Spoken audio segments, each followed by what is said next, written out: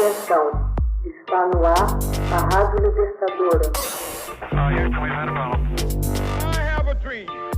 Assim sendo, declaro vaga a presidência da República. Começa agora o Hoje na História de Ópera Mundi. Hoje na História, 9 de janeiro de 1905, morre a professora anarquista Louise Michel. Louise Michel, professora primária, anarquista, franco-maçom, feminista e uma das grandes figuras da Comuna de Paris, morreu em 9 de janeiro de 1905 em Marsella. Na manhã de 22 de janeiro, seus funerais atraíram na capital francesa milhares de pessoas. Ela foi a primeira mulher a empunhar a bandeira negra, popularizando-a no seio do movimento anarquista. Nascida em 29 de maio de 1830 em Vroncourt-la-Côte, filha ilegítima da criada Marianne Michel e de pai desconhecido, provavelmente Laurent de Maïs, pessoa importante da região, Louise recebeu uma educação liberal com leituras de Voltaire e Rousseau. Após diplomar-se como professora primária, instalou-se em Paris em 1856 para exercer a profissão. Dedicou-se também à poesia e logo à política no movimento blanquista. Começou então para ela um período de intensa atividade política. Durante os 15 anos que se seguiram, cumpriu regularmente sua função de professora. Em 1865, abriu um externato e em 1868 outro curso. Publicou diversos textos sob o pseudônimo de Enjolras. Nessa época, ela pensa em viver das letras e mantém correspondência de 1850 a 1879 com Victor Hugo, uma das personalidades mais respeitadas da época. Incorporou-se ao movimento revolucionário, encontrando-se nessa época com grandes personalidades anarquistas como Jules Valls, Eugène Varlin, Raoul Rigaud e Émile Eudes. Colaborou com jornais da oposição como O Grito do Povo.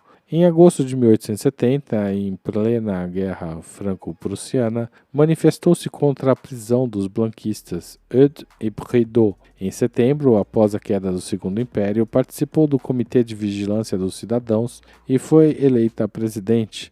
Assistiram-se então a desconcertantes manifestações. Mulheres, crianças e guardas federais envolviam os soldados que se confraternizavam com essa multidão alegre e pacífica.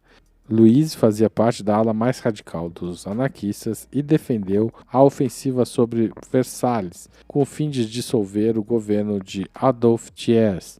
Mostrou-se disposta a ir só a Versalhes e matar Thiers. Foi presa no campo de Satory, perto de Versalhes. Assistiu às execuções dos amigos, entre os quais sua grande paixão, Théophile Ferré, a quem dedicou um dos poemas de adeus, Os Cravos Vermelhos. Entre 1871 e 1873, passou 20 meses detida na prisão de Auberive e foi condenada à deportação.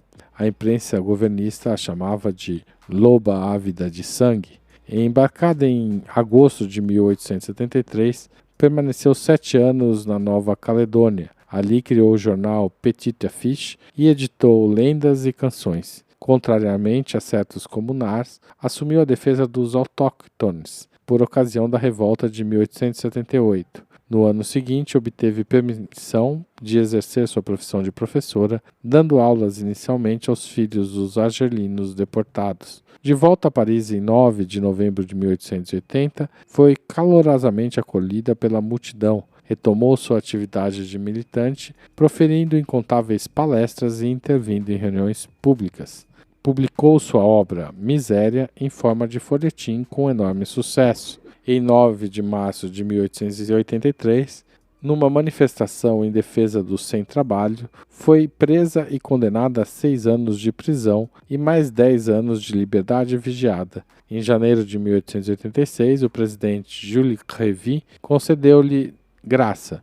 No entanto, em agosto foi novamente presa por 4 meses devido a um discurso em favor dos mineiros de Decazeville. A prisão foi relaxada em novembro e em seguida houve uma remissão de sua pena. Em 22 de janeiro de 1888, após pronunciar um discurso no Théâtre de la Gaîté do Havre, foi atacada por Pierre Lucas, que lhe desferiu 2 tiros. Ferida na cabeça, foi levada ao hospital. A bala que se alojou no seu cérebro ficou lá até sua morte 17 anos mais tarde. Em abril de 1890, foi presa após um discurso incendiário em Viena, o que provocou violentas manifestações. Foi libertada com 60 anos, deixou Viena e partiu para Paris em 4 de junho. Em julho, refugiou-se em Londres, onde por alguns anos dirigiu uma escola libertária. Em seu retorno, em 13 de novembro de 1895, foi acolhida com uma manifestação de simpatia na Gare Saint-Lazare. Em seu retorno, em 13 de novembro de 1895, foi acolhida com uma grande manifestação de apoio na Gare Saint-Lazare. Durante os derradeiros anos de sua vida, Michel Louise tornou-se uma figura reconhecida como revolucionária e anarquista. Multiplicou suas conferências pela Europa. Em 1895, fundou o jornal Le Libertaire em companhia de Sébastien Faure. Em 27 de julho, assistiu em Londres ao Congresso da Internacional Socialista dos Trabalhadores, muito vigiada pela polícia, e foi presa várias vezes. Condenada a 6 anos de cárcere, foi libertada ao cabo de 3 por intervenção do premier Clemenceau, a fim de que ela pudesse rever sua mãe no leito de morte. Alguns meses antes de morrer, de outubro a dezembro de 1904, já com 74 anos, viajou em companhia de Ernest Giraud pela Argélia para uma turnê de conferências. Após uma série de palestras nos Alpes, viu sua bronquite crônica agravar-se. Os médicos julgaram seu estado de saúde alarmante e concluíram que ela estava com uma pneumonia. Morreu em Marsella na casa de uma amiga.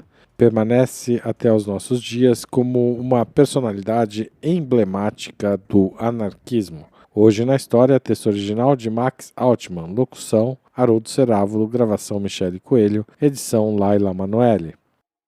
Você já fez uma assinatura solidária de Opera Mundi? Com 70 centavos por dia, você ajuda a imprensa independente e combativa. Acesse www.operamundi.com.br/apoio.